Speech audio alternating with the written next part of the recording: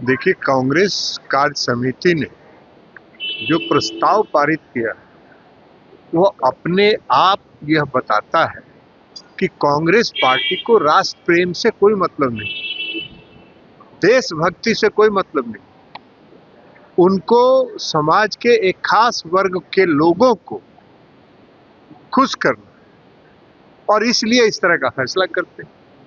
उनके लिए राष्ट्र प्रेम का कोई अर्थ नहीं है। बंकिम दा का जो वंदे मातरम है वो पूरे स्वतंत्रता आंदोलन में सबसे लोकप्रिय गीत था। जो स्वतंत्रता आंदोलन से जो स्वतंत्रता सेनानी उनमें अद्भुत ऊर्जा का संचार होता था, उस गाने के माध्यम से प्रेरणा मिलती थी देशभक्ति के लिए।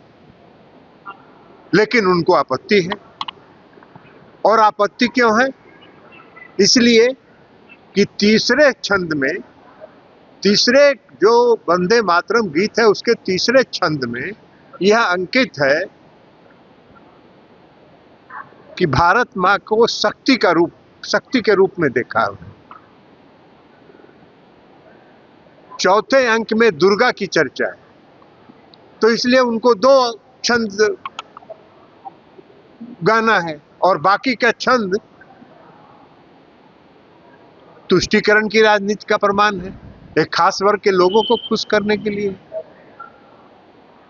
कांग्रेस पार्टी ने यह साबित कर दिया इस फैसले से कि उनको इस देश से, देश प्रेम से कोई मतलब नहीं। इस गीत के कारण देश प्रेम के लिए स्वतंत्रता आंदोलन में जो सबसे ज्यादा लोगों में अद्भुत संचार करता था, प्रेरणा देता था देश प्रेम के प्रति लोगों को, और खास करके गांव में जो अनपढ़ लोग थे, जो पढ़ा लिखे लोग नहीं थे, वहां इस गीत को देख के और तिरंगा झंडा लहरा के और लोग इस गीत को गा के बाहर निकलते थे। उससे उनको कोई अर्थ नहीं, उस इतिहास से कोई मतलब नहीं है उनको। और मोदी जी की सरकार ने उसी वंदे मातरम के गीत को राष्ट्रगीत के रूप में कानूनी हक दिया, कानूनी अधिकार दिया।